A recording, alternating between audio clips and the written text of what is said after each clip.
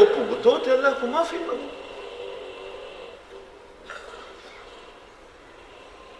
अल्लाह ने तो हर गुनाह की माफी की राह रखी है ना। ते नाले ना वध वध के करया करो।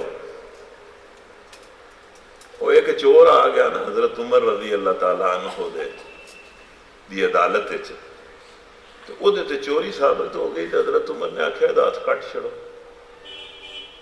ਉਹਦਾ ਇੰਜ करके हथ कट छड़िया।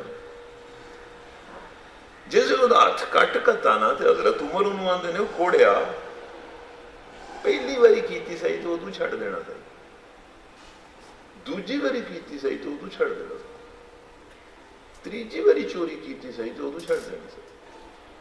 जरूर अपने हाथ बढ़ाने थे आ गया तेरा वड कर। वो बड़ा हैरान होया। वो कहता है अमीरुल मोमिनीन तुहानू किंज पता लग्या मैं पहला भी चोरियां करदा सा। हजरत उमर ने आख्या मेरा रब इन्नी काल नहीं करता।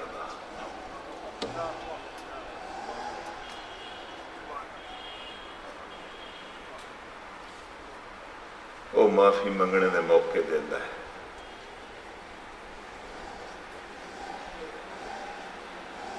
काल नहीं करता और वाकई काल नहीं करता। जे वो काल करे ना तो साडे च तो कोई इत्थे जिंदा रहने के काबिल ना रहे।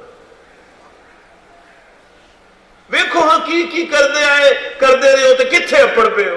90 सालों से अपड़ पे हो, 80 सालों से अपड़ पे हो, 17 सालों से अपड़ पे हो।